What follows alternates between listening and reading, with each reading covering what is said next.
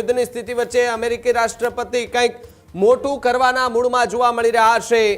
આ તરફ Iran America સંઘર્ષમાં વધુ ખતરનાક વળાંક જોવા મળ્યો છે। પશ્ચિમ એશિયામાં અમેરિકાએ પોતાની સૈન્ય જે છે તે વધારી હોવાની વાત હાલ સામે આવી રહી છે।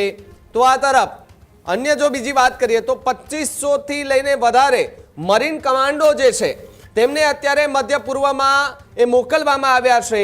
અમેરિકી યુદ્ધ જહાજ યુએસએસ ટ્રિપોલ કરીને છે ઈરાન તરફ રવાના કરવામાં આવ્યા છે। એટલે કે હવે જે પ્રમાણે ઈરાનના મહત્વના જે ઠેકાણાઓ છે તેને ધ્વસ્ત કરવા માટેની તૈયારી કરી લીધી છે। એટલે કે જે ત્યાંના સૈન્યના વડાઓ છે એ સૈન્યના વડાઓની સાથે સાથે જે રીતે અત્યારે 2000 કરતા વધારે જે સૈન્યના જે વડાઓ છે તેમને મોકલાયા છે। અમેરિકી યુદ્ધ જહાજ યુએસએસ ટ્રિપોલી એ ઈરાન તરફ રવાના થયું છે ત્યારે દરિયાઈ હુમલા અને રેસ્ક્યુ ઓપરેશનમાં નિષ્ણાંત યુનિટની ટીમ બનાવાઈ છે। ખાર્ગદ્વીપ જે ઈરાન છે તેનું મુખ્ય ઓઇલ એક્સપોર્ટ કેન્દ્ર ગણાય છે। જ્યારે હોર્મુઝ જળમાર્ગ રોકાશે તો પછી કડક જવાબની ટ્રમ્પની ચેતવણી છે। ઈરાનના ઓઇલ ઇન્ફ્રાસ્ટ્રક્ચર પર હુમલાની ધમકીઓ અપાઈ। ઈરાન ઇઝરાયલ સંયુક્ત કાર્યવાહીથી તણાવ ચરમસીમાએ પહોંચી ચૂક્યો છે। હજારો ટાર્ગેટ પર હુમલાનો અમેરિકાએ દાવો કર્યો છે।